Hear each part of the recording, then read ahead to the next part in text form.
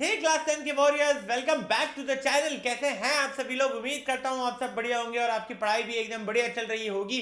कैसा है आपका जोश का मीटर? कमेंट सेक्शन में जरूर बता दीजिएगा। और अगर ये वीडियो आप पहली बार देख रहे हैं तो ये चल रही है वॉरियर सीरीज, जहां क्लास 10 स्टूडेंट्स के लिए साइंस के हर एक चैप्टर की डिटेल वन शॉट चैनल पे अपलोड की जा रही है। टारगेट सिर्फ इतना है कि आपको जीरो से हीरो बनाया जाए, सिर्फ बेसिक से एडवांस लेवल तक का पढ़ाकर। और अगर आपको ये वीडियो पसंद आ रही है तो वीडियो को लाइक कर दीजिएगा, चैनल को सब्सक्राइब कर दीजिएगा। और चाहिए इस चैप्टर के या बाकी किसी भी चैप्टर की नोट्स या प्रैक्टिस शीट, तो यार आपको डिस्क्रिप्शन से क्या मिल जाएगा, टेलीग्राम चैनल का लिंक। टेलीग्राम चैनल ज्वाइन कर लीजिएगा।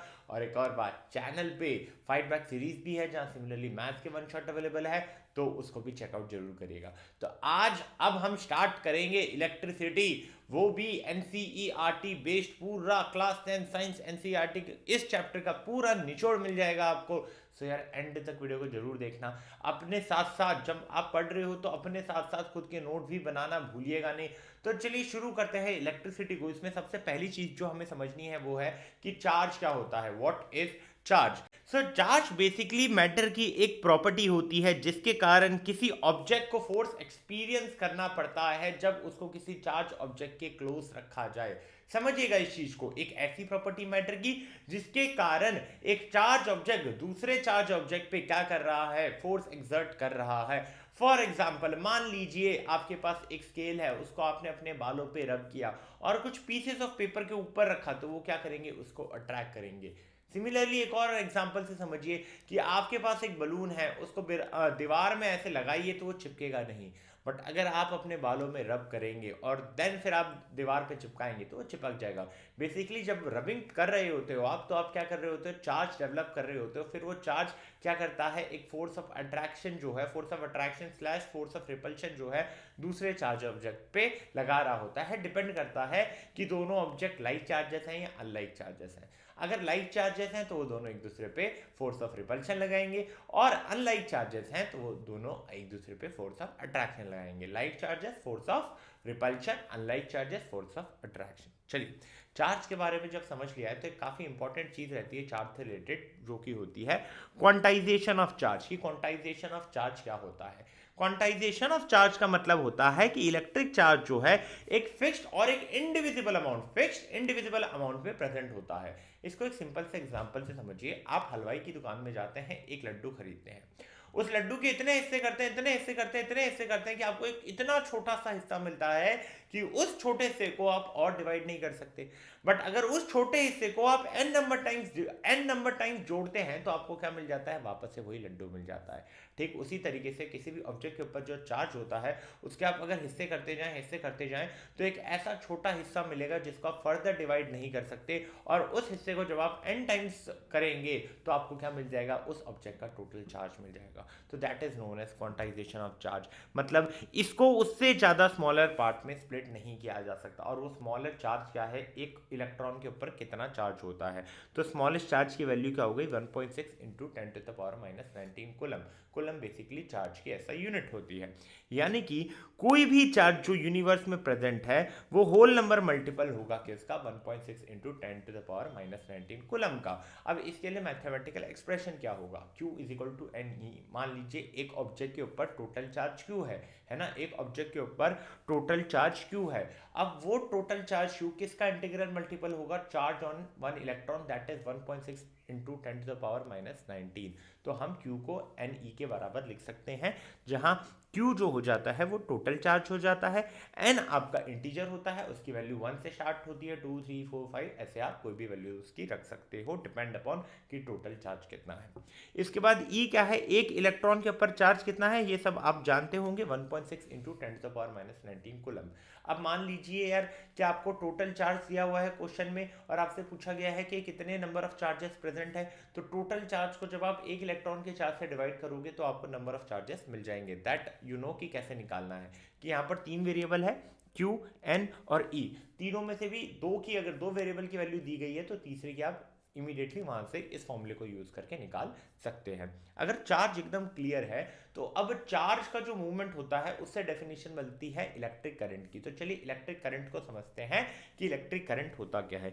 बेसिकली इलेक्ट्रिक करंट को हम डिफाइन कर सकते हैं rate of flow of electric charge. वापस से बोल रहा हूं कि किसी भी कंडक्टर में कितना रेट है इलेक्ट्रिक चार्ज के फ्लो का, उसे आप क्या कहेंगे, इलेक्ट्रिक करंट कहेंगे। इसके लिए जो मैथमेटिकल एक्सप्रेशन होगा वो I is equal to Q by T होगा, जहां पर इलेक्ट्रिक करंट है वो एम्पियर में आप उसको डिफाइन करेंगे, चार्ज को आप कूलम में डिफाइन करेंगे और टाइम आपका सेकेंड्स में एक्सप्रेस हो रहा होगा।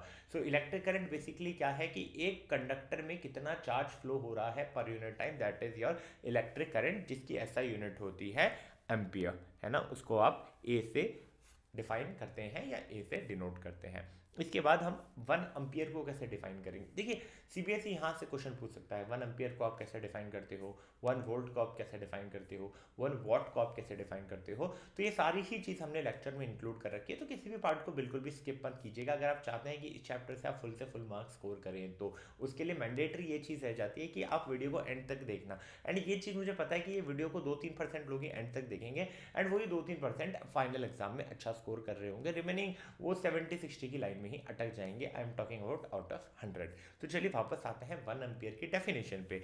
अब जब मान लीजिए कि आपने आई को डिफाइन किया था क्यू बाई टी, तो आप 1 एम्पियर को कैसे डिफाइन कर सकते हो कि 1 एम्पियर इज जब 1 कूलम का चार्ज फ्लो कर रहा है किसी कंडक्टर से 1 सेकंड में, तो उसे आपने क्या कहा, 1 एम्पियर का electric current. I am defining once again, जब 1 कूलम ऑफ चार्ज फ्लो करता है एक कंडक्टर से 1 सेकंड में, तो उस इलेक्ट्रिक करंट को आप कितना बोलते हो, 1 एम्पियर। क्या ये चीज क्लियर है। जब भी आपको 1 एम्पियर या किसी का भी ऐसा यूनिट को डिफाइन करना है तो आपको 1 वैल्यू पुट करनी है and then you can define it. ठीक है, आगे इसको और डिटेल में समझेंगे जब 1 वॉट समझ रहे होंगे या 1 वाट समझ रहे होंगे, तो आपके लिए पिक्चर और क्लियर हो रही होगी। अब बात करते हैं यार इलेक्ट्रिक करंट का डायरेक्शन क्या होता है किसी भी इलेक्ट्रिक सर्किट में।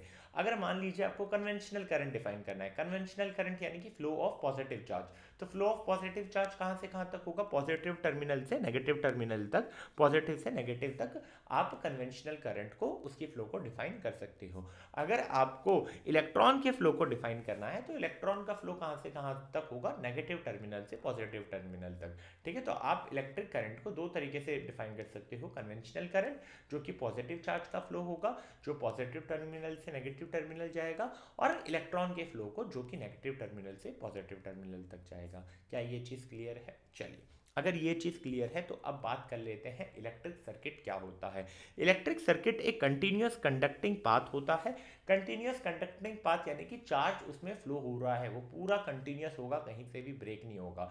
So electric circuit is a continuous conducting path. अब इस पाथ में होता क्या है, इस सर्किट में होता क्या है, तो वायर्स होते हैं और कुछ कंपोनेंट होते हैं, जैसे बल्ब हो गया, रेजिस्टर हो गया, पावर सोर्स हो गया। पावर सोर्स में आपका सेल्स हो सकता है या बैटरी हो सकता है, जिसकी मदद से इलेक्ट्रिक करंट जो है इस कंडक्टिंग पाथ में फ्लो कर रहे होते हैं। चलिए electric current electric circuit clear हो चुका है। अब इस इलेक्ट्रिक सर्किट को बनाने के लिए आपको सिंबल्स यूज करने होते हैं। तो सेल्स के लिए ये नोटेशन यूज किया जाता है ना। अगर इसी का कॉम्बिनेशन बना दिया जाए तो उसे बैटरी कहा जाता है।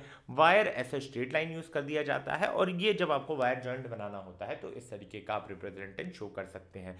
ये रिप्रेजेंटेशन आप कब शो करते हैं, जब 2 वायर एक दूसरे को क्रॉस करते हैं विदाउट कांटेक्ट, तो इस तरीके का रिप्रेजेंटेशन होता है। ये भैया किसके लिए है, जब आपकी रेजिस्टेंस की वैल्यू फिक्स है, एक रेजिस्टर जिसकी रेजिस्टेंस की वैल्यू फिक्स है। ये हम वेरिएबल रेजिस्टेंस यानी कि रियोस्टेट के लिए यूज करते हैं, यानी कि आप मल्टीपल वैल्यू जो है रेजिस्टेंस की वहां पर बना सकते हैं। ये एमीटर होता है। क्या होता है एमीटर समझेंगे। ये वोल्टमीटर का सिंबल है, ये गैल्वेनोमीटर का सिंबल है। ये तब का सिंबल है जब स्विच ओपन है, यानी कि सर्किट में करंट फ्लो नहीं कर रहा है। ये रिप्रेजेंटेशन है कि यार स्विच क्लोज है, यानी कि सर्किट में करंट फ्लो कर रहा है। ये आप बल्ब के लिए यूज कर सकते हो, या ऐसा सिंबल बल्ब के लिए आप यूज कर सकते हो। तो आपको अब सर्किट डायग्राम में भी चीजें क्लियर हो रही होंगी कि अगर आपको एक सर्किट डायग्राम बनाना है तो हर कंपोनेंट का वहां पर क्या सिंबल होता है, सर्किट डायग्राम है क्या एक्चुअल में, ये सारी पिक्चर अब तक आपको क्लियर हो चुकी होगी। अब बात करते हैं इलेक्ट्रिक पोटेंशियल की, और इसके बाद समझेंगे पोटेंशियल डिफरेंस को। इलेक्ट्रिक पोटेंशियल क्या होता है, किसी भी पॉइंट पे अगर आपको इलेक्ट्रिक पोटेंशियल को डिफाइन करना है तो आप किस तरीके से डिफाइन करेंगे कि इलेक्ट्रिक फील्ड ने कितना वर्क डन किया एक यूनिट ऑफ पॉजिटिव चार्ज को इन्फिनिटी से उस पॉइंट तक लाने में। है ना, इलेक्ट्रिक फील्ड ने कितना वर्क डन किया एक यूनिट पॉजिटिव चार्ज को इन्फिनिटी से किसी स्पेसिफिक पोजीशन पे लाने के लिए, उसे आप क्या डिफाइन करेंगे, उस पोजीशन का इलेक्ट्रिक पोटेंशियल करेंगे। क्या ये चीज़ क्लियर है? क्या इलेक्ट्रिक पोटेंशियल समझ में आ रहा है कि किसी चार्ज को इन्फिनिटी से एक स्पेसिफिक पोजीशन पे लाने के लिए जितना वर्क डन आपने किया वो उस पॉइंट पे क्या हो गया, उसका इलेक्ट्रिक पोटेंशियल हो गया। ये क्लियर है? चलिए, जब इलेक्ट्रिक पोटेंशियल क्लियर है तो पोटेंशियल डिफरेंस आप समझिए। मान लीजिए दो पॉइंट है, पॉइंट ए, तो इस पॉइंट का क्या होगा, एक इलेक्ट्रिक पोटेंशियल होगा, यानी कि इन्फिनिटी से आप एक यूनिट पॉजिटिव चार्ज यहाँ लाए होंगे। सिमिलरली एक और पॉइंट होगा, पॉइंट बी, इसका भी कुछ इलेक्ट्रिक पोटेंशियल होगा। अब इन दोनों पॉइंट का जो पोटेंशियल का वैल्यू होगा उसमें जो डिफरेंस है that is known as what, potential difference. So potential difference basically क्या होता है, दो पॉइंट्स के बीच में होता है एक इलेक्ट्रिक सर्किट में। वो कैसे आप डिफाइन कर सकते हो कि कितना वर्क डन हुआ आपको एक चार्ज को एक पॉइंट से दूसरे पॉइंट पर मूव करने के लिए। अगर आप एक चार्ज को यहाँ से इस पॉइंट से इस पॉइंट पे मूव करते हैं तो कितना वर्क डन हुआ पर unit charge, that is known as what, electric potential. So वहां पर आप electric potential difference, not electric potential, it is defined as electric potential difference. So आप वी को कैसे लिख सकते हो, वर्क डन अपॉन चार्ज, यानी कि डब्ल्यू अपॉन क्यू। क्या ये चीज़ क्लियर है? यहाँ पर वी क्या हो गया आपका, पोटेंशियल डिफरेंस, डब्ल्यू क्या हो गया आपका, वर्क डन, क्यू हो गया कितना, क्वांटिटी ऑफ चार्ज जो है वो मूव हुआ है। क्या ये चीज़ें क्लियर है? चलिए, अगर ये चीज़ें क्लियर है तो अब समझते हैं पोटेंशियल डिफरेंस की यूनिट क्या होगी। पोटेंशियल डिफरेंस का यूनिट होगा आपका वोल्ट। क्या होगी पोटेंशियल डिफरेंस की यूनिट? ये होगी वोल्ट। इसके बाद अब हम लोग, जैसे हमने 1 एम्पियर को डिफाइन किया था, अब हम 1 वोल्ट को डिफाइन करेंगे। अगेन 1 एम्पियर को डिफाइन करने के लिए मैंने करंट के फॉर्मूले को यूज़ किया था। 1 वोल्ट को मैं डिफाइन जब करूँगा तो मैं यहाँ पर पोटेंशियल डिफरेंस के फॉर्मूले को यूज़ करूँगा। हमने यहाँ पर लिखा था V is equal to W upon Q, है ना। अब मान लीजिए मुझे 1 वोल्ट को डिफाइन करना है, तो क्या मैं ये बोल सकता हूँ कि 1 जूल का वर्क डन करना एक 1 कूलम के चार्ज को इन्फिनिटी से किसी पॉइंट पे लाना, है ना, that is known as 1 watt, है ना। किसी चार्ज को एक पॉइंट से दूसरे पॉइंट पे ले जाने के लिए 1 जूल का आपने वर्क डन किया, that is defined as 1 volt. क्या ये चीज़ क्लियर है? चलिए, अगर ये चीज़ क्लियर है तो अब हम समझेंगे कि भैया आप करंट को कैसे मेजर कर सकते हो किसी सर्किट में, और वोल्टेज को कैसे मेजर कर सकते हो, या पोटेंशियल डिफरेंस कह सकते हो आप, कि उसे कैसे मेजर कर सकते हो। करंट के लिए आप कौन से डिवाइस यूज़ करते हो, वो डिवाइस है एमीटर। यहाँ पर क्या होता है, ये जो एमीटर है ये सीरीज में लगाया जाता है सर्किट के साथ। रीज़न क्या है, क्योंकि इसका लो रेजिस्टेंस है तो ये मैक्सिमम करंट उसमें से फ्लो होने के लिए अलाउ कर देता है ना। और ये एम्पियर में नापा जाता है करंट, ये चीज़ क्लियर है। वहीं वोल्टेज की बात की जाए, पोटेंशियल डिफरेंस की बात की जाए, तो वोल्ट मीटर यूज़ किया जाता है और ये पैरेलल में लगाया जाता है, ठीक है, एंड वोल्टेज को मेजर किया जाता है। रीज़न क्या है कि हाई रेजिस्टेंस है तो मिनिमम अमाउंट ऑफ करंट ये ड्रॉ करेगा सर्किट से, और इसकी यूनिट क्या होगी, वोल्ट होगी। इतना याद रखना है कि करंट मेजर करना है तो आप एमीटर यूज़ करेंगे, और वोल्टेज मेजर करना है तो आप वोल्ट मीटर यूज़ करेंगे। क्या ये सारी चीज़ें क्लियर है? चलिए, अगर ये सारी चीज़ें क्लियर हैं तो अब यहाँ से एक लॉ, इंपॉर्टेंट लॉ इस चैप्टर से है, दैट इज ओम्स लॉ, जहाँ से क्वेश्चन बनते ही बनते हैं, ठीक है। काफ़ी टाइम से यहाँ से क्वेश्चन पूछा जा रहा है, बट यहाँ से एक्सपेक्टेशन अब ये नहीं रहनी चाहिए आपकी कि ओम्स लॉ का डेफिनेशन पूछ लिया जाए। समथिंग रिलेटेड टू ग्राफ्स पूछ सकते हैं, something related to a conceptual question पूछा जा सकता है।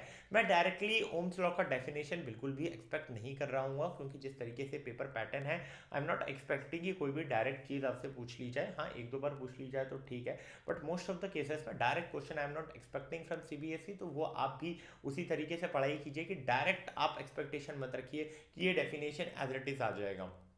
आप डेफिनेशन पढ़िए, फिर उससे रिलेटेड जितने कंसेप्चुअल क्वेश्चन आप कर सकते हैं उतनी प्रैक्टिस कीजिए, और इसी तरीके के माइंडसेट के साथ अगर आप चलेंगे तो कहीं ना कहीं जो आपका स्कोरिंग परसेंटेज होगा वो बढ़ेगा, है ना। आप अगर सिर्फ डेफिनेशन पे फोकस करेंगे तो आप फिर एवरेज स्कोर ही कर रहे होंगे, लेकिन अगर आपको 90-95 लाने हैं तो फिर आपको एप्लीकेशन बेस्ड क्वेश्चंस की प्रैक्टिस करनी पड़ेगी। चलिए, बैक आते हैं ओम्स लॉ पे। हमारे ओम्स भैया ने क्या कहा था कि किसी भी कॉन्स्टेंट टेम्परेचर में एक इलेक्ट्रिक सर्किट में कितना करंट फ्लो हो रहा है वो डायरेक्टली प्रोपोर्शनल होता है पोटेंशियल डिफरेंस, है ना। मान लीजिए कंडक्टर है, उसमें आई करंट फ्लो हो रहा है, तो जो आई करंट है वो किसके डायरेक्टली प्रोपोर्शनल रहेगा, वोल्टेज के जो उसके दोनों एंड के अक्रॉस रहेगा। यानी कि यहां से एक मैथमेटिकल एक्सप्रेशन निकल कर आता है, that is V is proportional to I। क्या निकल कर आता है, जो वोल्टेज है वो किसके प्रोपोर्शनल रहेगा, वोल्टेज है वो किसके प्रोपोर्शनल रहेगा, करंट के। यानी कि आप यहां पर अगर एक कांस्टेंट इंट्रोड्यूस करें तो ये एक्सप्रेशन निकल कर आती है V is equal to I R. यहां पर V को आप डिफाइन करते हैं पोटेंशियल डिफरेंस जो कि वोल्ट में एक्सप्रेस किया जाता है, I जो कि करंट होता है एम्पियर में एक्सप्रेस किया जाता है, और R इसे आप रेजिस्टेंस बोलते हो जिसे आप ओम्स में डिफाइन करते हो। ओम्स क्या होता है, रेजिस्टेंस की SI यूनिट होती है। चलिए इन तीनों ही टर्म को डिटेल में जानेंगे। करंट हमें पता है, पोटेंशियल डिफरेंस हमें पता है, ठीक है। तो हमारा फोकस किस में रहना चाहिए, रेजिस्टेंस में रहना चाहिए। रेजिस्टेंस क्या होता है उससे पहले थोड़ा ओम्स लॉ को और डिटेल में समझते हैं, फिर रेजिस्टेंस के बारे में भी इनफ इंफॉर्मेशन आपको बता दूंगा कि सीबीएसई कितना पूछ सकती है, सब कुछ आपको बताया जाएगा। अब की रिलेशनशिप देखिए, एक्सप्रेशन वापस से लिख दीजिए, V is equal to I R. यानी कि ये चीज़ तो समझ में आ रही है कि अगर मैं करंट और वोल्टेज के बीच में रिलेशन देखूं तो वो डायरेक्ट रिलेशनशिप है, V is proportional to I। यानी कि अगर वोल्टेज बढ़ाते हो करंट बढ़ेगा, वोल्टेज घटाते हो करंट घटेगा। यहां से आप ऐसा लिख सकते हो, वोल्टेज बढ़ाओगे करंट बढ़ेगा, वोल्टेज अगर घटाओगे करंट क्या होगा, घटेगा। करंट और रेजिस्टेंस के बीच में अगर आप रिलेशनशिप देखोगे तो वो इन्वर्स रिलेशनशिप है ना। इन्वर्स रिलेशनशिप का मतलब है कि अगर आप करंट बढ़ाते हो तो रेजिस्टेंस घटता है, और अगर आप रेजिस्टेंस बढ़ाते हो तो करंट घटता है। ये चीज़ें आपको पता होनी चाहिए। यहाँ से क्वेश्चन पूछा जा सकता है ना, कि रेजिस्टेंस डबल हुआ तो वोल्टेज की क्या वैल्यू होगी, या वोल्टेज डबल हुआ करंट सेम है। इस तरीके से आपका वोल्टेज डबल हुआ तो करंट की वैल्यू क्या होगी अगर रेजिस्टेंस सेम है। तो ऐसे क्वेश्चन आपसे पूछे जा सकते हैं, ठीक है, इस पार्ट से। इसके बाद ओम्स लॉ का ग्राफ कैसा होगा, देखिए ओम्स लॉ के ग्राफ में एक्स एक्सिस में आपका पोटेंशियल डिफरेंस आ जाएगा, वाई एक्सिस में आप करंट शो कर रहे होंगे, रिप्रेजेंट कर रहे होंगे, और ये जो ग्राफ है वो एक स्ट्रेट लाइन आ रही होगी, जो कि नेचर क्या बता रहा है कि दोनों क्वांटिटीज जो एक्स एक्सिस पे है और वाई एक्सिस पे है वो दोनों एक दूसरे के प्रोपोर्शनल है। यानी कि वाई एक्सिस पे आपकी जो क्वांटिटी करंट है, एक्स एक्सिस पे जो क्वांटिटी पोटेंशियल डिफरेंस है उसके डायरेक्टली प्रोपोर्शनल है। यानी कि जितना चेंज यहाँ होगा उतना ही चेंज यहाँ आपको ऑब्जर्व करने में आएगा। और इसका स्लोप क्या है भैया, इसका स्लोप रहेगा 1/r। इसका स्लोप क्या रहेगा, 1/r। मतलब सिंपल सी चीज है कि भैया r की वैल्यू जितनी कम रहेगी उतना ग्राफ क्या रहेगा, स्टीपर रहेगा। है इक्वेशन कैसे डिफाइन कर रहे हो, I is equal to 1/rv, है ना। अगर आपने एक सिंपल सी ये चीज पढ़ी होगी मैथ्स में कि y is equal to M X plus C जो होता है वो स्ट्रेट लाइन होती है।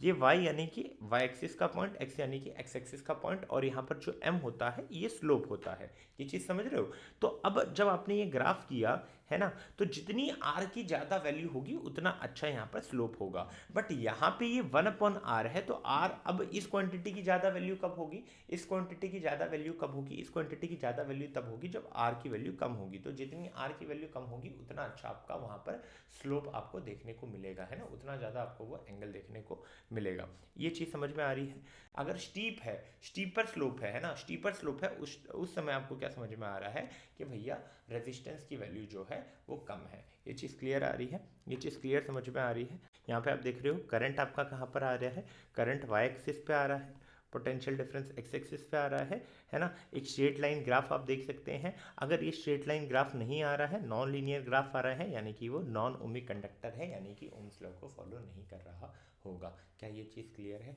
चलिए अब अगर ये चीज़ क्लियर है तो अब हम बात करेंगे रेजिस्टेंस के बारे में कि रेजिस्टेंस क्या होता है।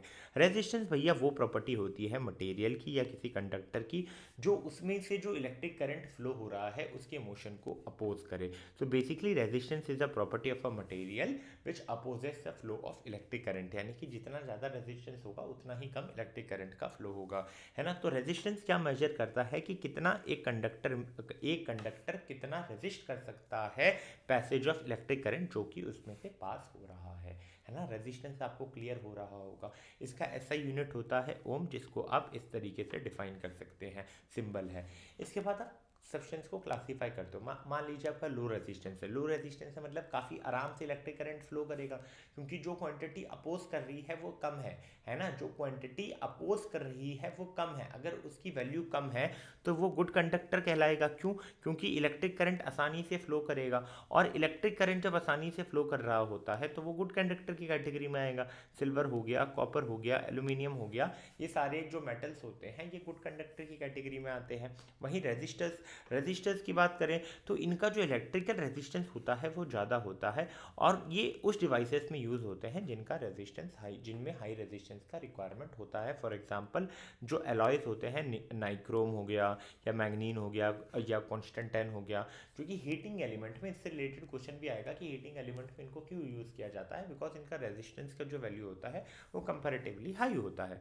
इसके बाद आते हैं इंसुलेटर, जिनमें इन्फिनाइट हाई इलेक्ट्रिकल रेजिस्टेंस होता है, एंड इसी कारणवश इनके अंदर जब रेजिस्टेंस की वैल्यू बहुत ज़्यादा हो जाएगी, यानी कि दिक्कतें, करंट की जो फ्लो हो रही है उसमें दिक्कतें बहुत ज़्यादा है, यानी कि वो फ्लो ही नहीं होगी, है ना। किसी भी बिजनेस में बहुत ज़्यादा दिक्कत आती है तो बिजनेस रन नहीं कर पाता। इसी तरीके से किसी भी ऑब्जेक्ट में अगर रेजिस्टेंस की वैल्यू बहुत ज़्यादा है तो करंट उसमें से फ्लो नहीं करेगा, यानी कि इंसुलेटर्स अलाउ नहीं करते कि इलेक्ट्रिसिटी उनमें से फ्लो करे। फॉर एग्जांपल यहाँ पर क्या आ गया, रबर। ये रबर कहाँ यूज़ होता है, प्रोटेक्टिव ग्लव्स बनाने में। वुड, जो कि इलेक्ट्रिकल डिवाइसेस के इंसुलेशन में यूज़ होता है। अब बात कर लेंगे कि यार ये जो रेजिस्टेंस है ना, ये जो रेजिस्टेंस है ये किन किन चीज़ों पर डिपेंड करता है। तो ये रेजिस्टेंस सबसे पहले जो कंडक्टर होता है उसकी लेंथ के ऊपर डिपेंड करता है। तो रेजिस्टेंस जो है किसी भी कंडक्टर का, वो उस कंडक्टर के लेंथ के डायरेक्टली प्रोपोर्शनल है। R is proportional to L, यानी कि अगर आप लेंथ डबल करोगे तो रेजिस्टेंस डबल हो जाएगा, लेंथ को हाफ करोगे तो रेजिस्टेंस भी क्या हो जाएगा, हाफ हो जाएगा। ये तो रिलेशनशिप किसके किसके बीच में है, रेजिस्टेंस और लेंथ के बीच में। अब सिमिलरली रेजिस्टेंस और एरिया के बीच में भी रिलेशनशिप है कि यार जो रेजिस्टेंस होता है किसी भी कंडक्टर का, वो इन्वर्सली प्रोपोर्शनल होता है उसके क्रॉस सेक्शनल एरिया से। तो एक्सप्रेशन क्या आ जाएगा, are is proportional to 1/a, है ना। इसको आप लिख सकते हो R is proportional to 1/a, यानी कि अगर आप एरिया ऑफ क्रॉस सेक्शन को डबल करते हो तो रेजिस्टेंस क्या हो जाता है, हाफ हो जाता है, और अगर आप एरिया को हाफ करते हो तो रेजिस्टेंस क्या हो जाता है, डबल हो जाता है। इसका मतलब ये जो थिक वायर होगा उनका रेजिस्टेंस कम होगा as compare to thin wire, because resistance और एरिया के बीच में जो रिलेशनशिप है वो कैसा है, इनवर्स रिलेशनशिप है। अब उसके बाद बात करते हैं कि रेजिस्टेंस और तीसरी किस पैरामीटर पर डिपेंड करता है, तो वो होता है नेचर, है ना, कि कौन सा मटेरियल का नेचर, मतलब मटेरियल का नेचर कैसा है, वो जो कंडक्टर है उसके मटेरियल का नेचर कैसा है। तो डिफरेंट मटेरियल्स में डिफरेंट इलेक्ट्रिकल रेजिस्टेंस होती है। जैसे हमें पता है कि मेटल्स जैसे कॉपर है उनमें लो रेजिस्टेंस होता है, नाइक्रोम उनमें ज़्यादा हाई रेजिस्टेंस होता है, नाइक्रोम बेसिकली अलॉय है। तो रेजिस्टेंस ऑफ अ कंडक्टर किसके ऊपर डिपेंड करता है कि किस मटेरियल से वो ऑब्जेक्ट बना हुआ है।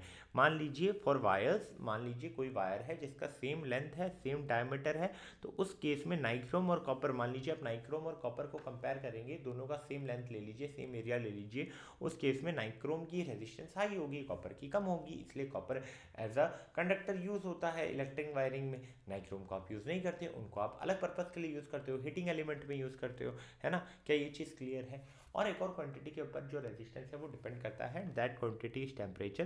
जो रेजिस्टेंस होता है मेटल का वो इंक्रीज होता है टेम्परेचर के साथ और डिक्रीज भी होगा टेम्परेचर के साथ, यानी कि रेजिस्टेंस का जो रिलेशनशिप है टेम्परेचर के साथ वो डायरेक्ट होगा कि अगर आप टेम्परेचर इंक्रीज कर रहे हो तो रेजिस्टेंस इंक्रीज होगा, टेम्परेचर डिक्रीज कर रहे हो तो रेजिस्टेंस की वैल्यू डिक्रीज होगी। ये चीज़ क्लियर है।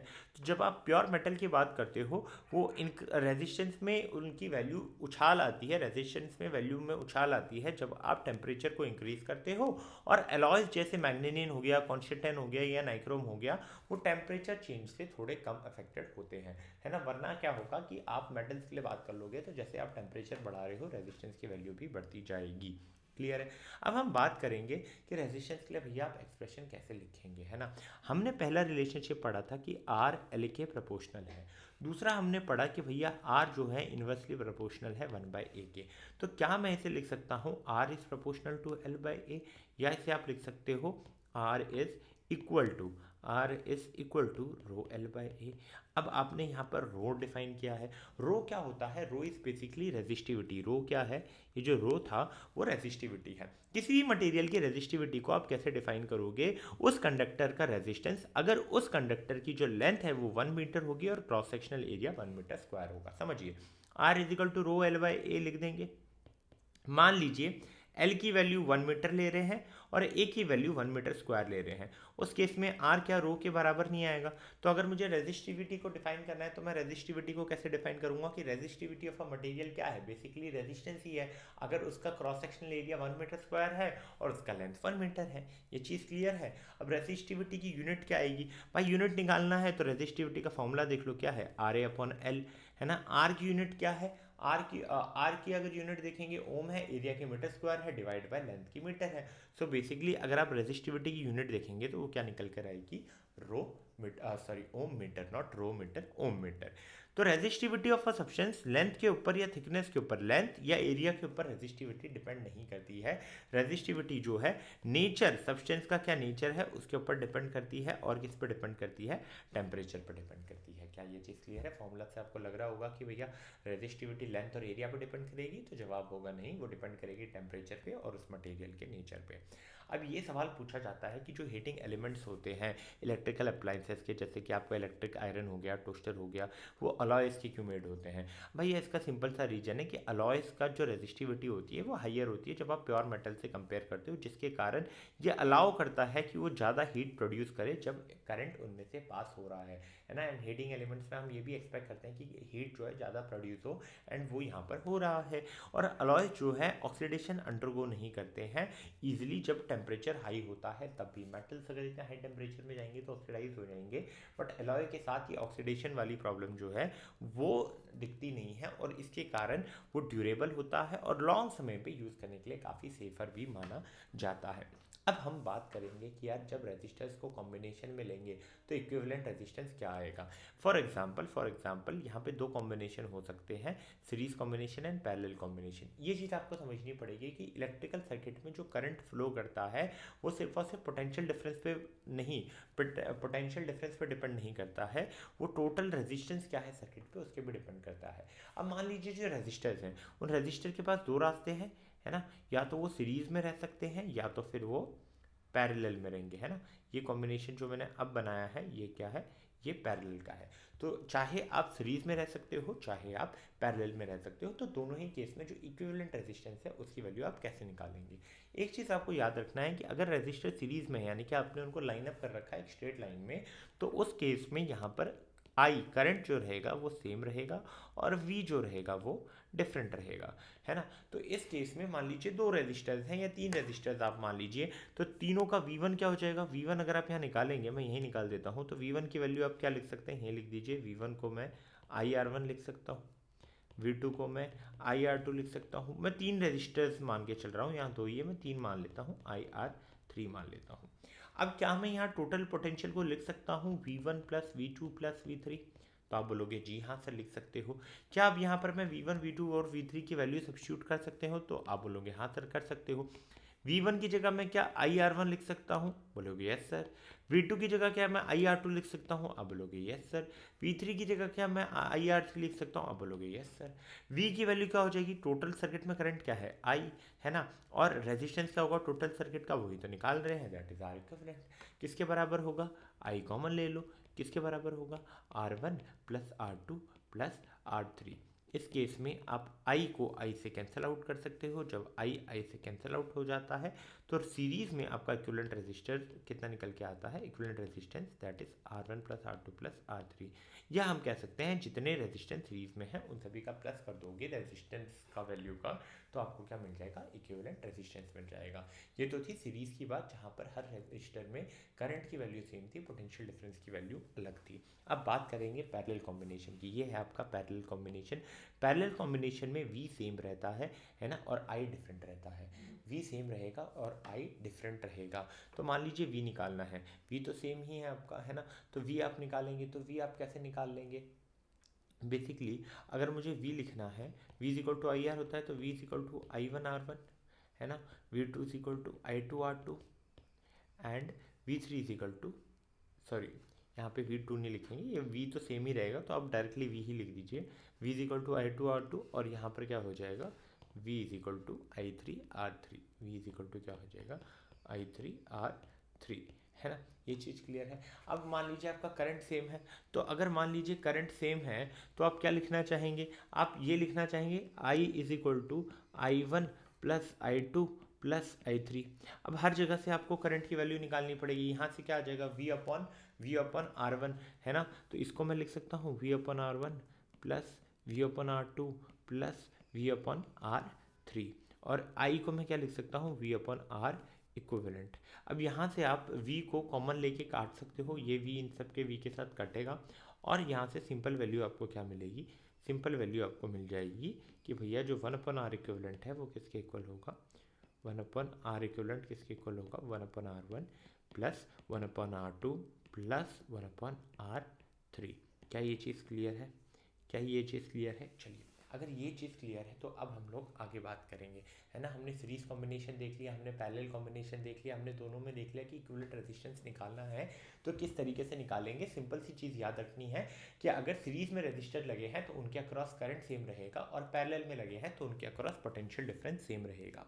अब इसके बाद आप किस क्वांटिटी की बात करोगे, पावर की बात करोगे, एंड देन हम लोग जूल्स लॉ ऑफ हीटिंग की बात करेंगे, है ना। पहले पावर की बात कर लेते हैं कि पावर को आप किस तरीके से डिफाइन करते हो। तो मैं पावर को डिफाइन करता हूँ रेट ऑफ वर्क डन, है ना। आप बोलोगे रेट ऑफ वर्क डन या कि rate at which energy is consumed.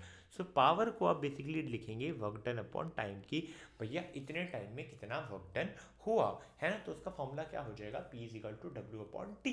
यहाँ पर पावर की जो SI यूनिट है वो वॉट है। अब 1 वॉट को आप कैसे डिफाइन करोगे, 1 वॉट अगर आपको लिखना है तो पावर का पहले फॉर्मूला लिखिए, that is W upon T, है ना। अब जब W अपॉन टी आप लिख रहे हैं तो P की वैल्यू क्या हो जाएगी, P अगर आप P is equal to W upon T लिखते हैं तो 1 वॉट की वैल्यू क्या हो जाएगी, 1 वॉट की वैल्यू हो जाएगी 1 joule of work done per unit second की। एक सेकंड में आपने कितना जूल का वर्क डन किया है, 1 जूल का वर्क डन किया है। क्या ये चीज़ क्लियर है? चलिए, तो आपने अब 1 वॉट को भी डिफाइन कर दिया है। कुछ की फॉर्मूले देख लेते हैं। यार क्या मैंने ये चीज़ देखी थी कि P is equal to W upon T था, है ना।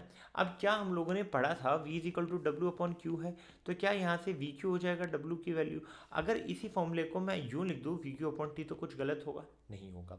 क्या Q अपॉन टी को मैं I लिख सकता हूँ, तो क्या मैं इसे I लिख दूंगा तो VI आ जाएगा। अब क्या V की जगह मैं IR लिख सकता हूँ, तो ये क्या आ जाएगा, I स्क्वायर R आ जाएगा। और I की जगह मैं क्या लिख सकता हूँ, V बाय R, तो ये फॉर्मूला क्या हो जाएगा, V स्क्वायर बाय R। तो ये सारे पावर के डिफरेंट डिफरेंट जो हैं वो फॉर्मूलाज हैं। ये वाला जो फॉर्मूला है VI, ये in terms of voltage and current है, I square R in terms of current and resistance है, और V square R in terms of voltage and resistance है। आप किसी भी फॉर्मूले को डिपेंड करता है कि क्या डेटा अवेलेबल है, आप पावर की वैल्यू निकालने के लिए यूज़ कर सकते हैं, है ना। अब बात करते हैं कि कितना हीट यानी कि कितनी एनर्जी डेसिपिएट हुई है रेजिस्टर्स में जो कि सीरीज या पैरेलल में कनेक्ट किए गए हैं। जब करंट I पास करता है किसी रेजिस्टर से जिसकी रेजिस्टेंस वैल्यू R है, पोटेंशियल डिफरेंस V है ना, तो वहाँ पर क्या होता है, जो वर्क डन होता है उस चार्ज को मूव करने के लिए, चार्ज Q को मूव करने के लिए वर्क डन कितना होगा, VQ।